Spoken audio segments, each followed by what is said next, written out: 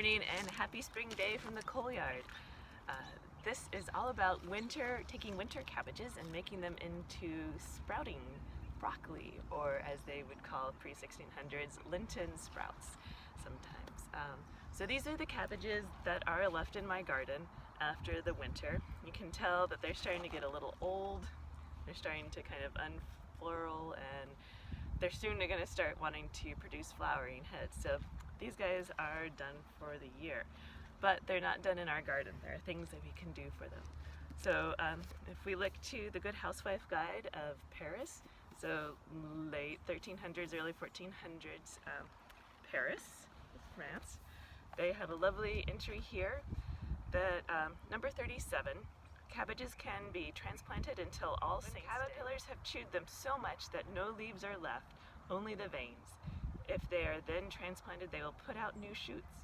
Remove the lower leaves and replant them up to the highest eye. The stalks that have been stripped of their entire leaves that are not suitable for transplanting, but if left in place, they will sprout again. Note that if you replant in summer and dry weather, water them, but not in damp weather. So, and a very, very similar passage exists in Castelvestro, which is late 1500s, an Italian reflecting on his times in Italy, even though he is in England.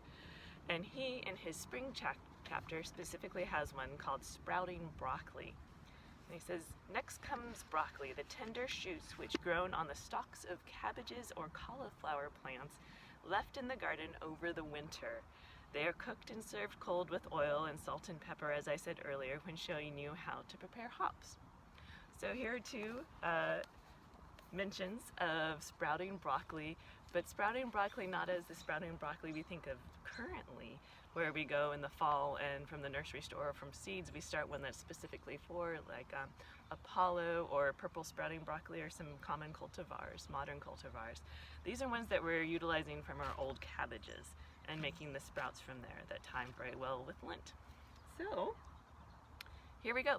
So here's this old cabbage, and I did have issues with slugs this year, so I was very appreciative of the passage of, like, if your cabbages are ravaged by slugs, it's okay, don't stress out, just plant them again if they're not too bad. Or if they are, then cut it all back and go for sprouting broccoli, because we already have this beautiful stem developed. We have this gargantuan root system feeding this beautiful plant.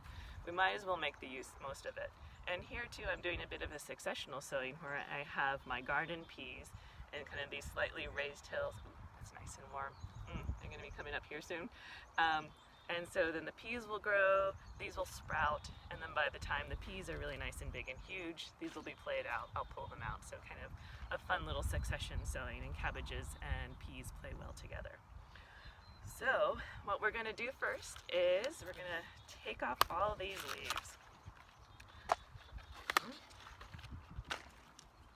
And I think a close-up of this is going to do better. So let me go grab the camera real quick.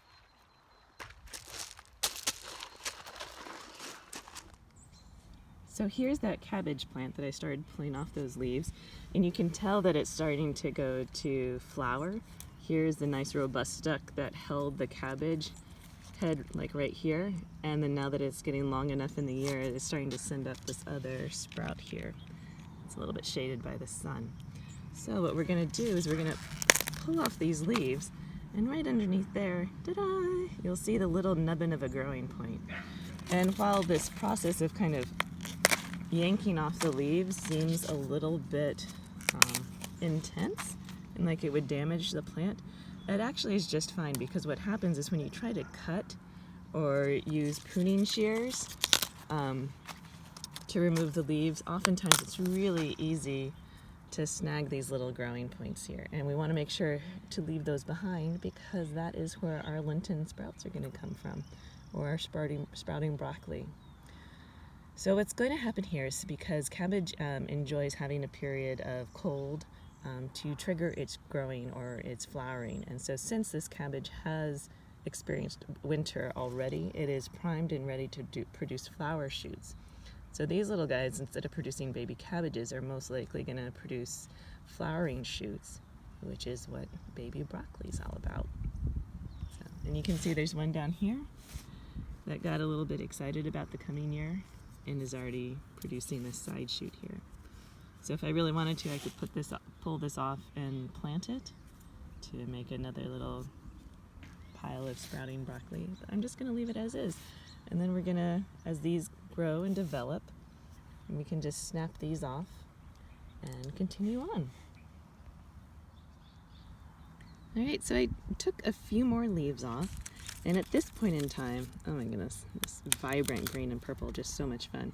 But anyway, so at this point in time, you can either leave it as is, and we may or may not get a flowering stalk or a flowering head off of this one, or what we can do is we can snap off the top of this one, eat it with great gusto, and then what has happened is we've removed some hormonal control from the top here that kind of says, ooh, side shoots, stay calm.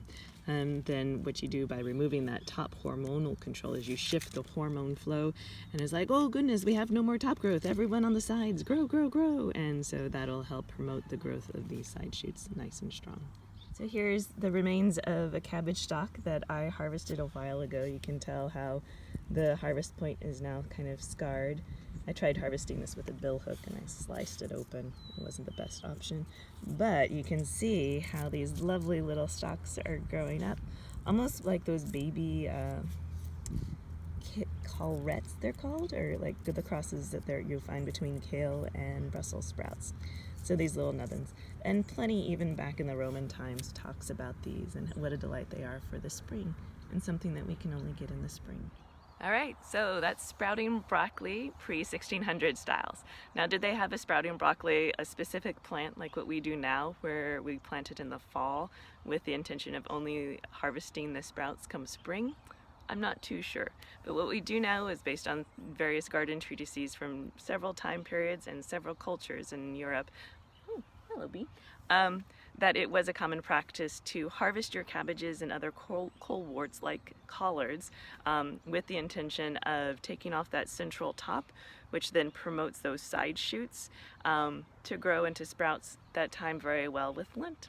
So, and the development may take a couple of weeks, it may take a couple of months. It kind of depends on your temperatures and your lighting conditions and things like that. So if you still have some cabbages or coleworts in the yard, I encourage you to try taking off the tops and letting the side shoots do their things. So I hope all is well. I hope you're staying safe, and I hope you get some dirt under your fingernails. All right, take care.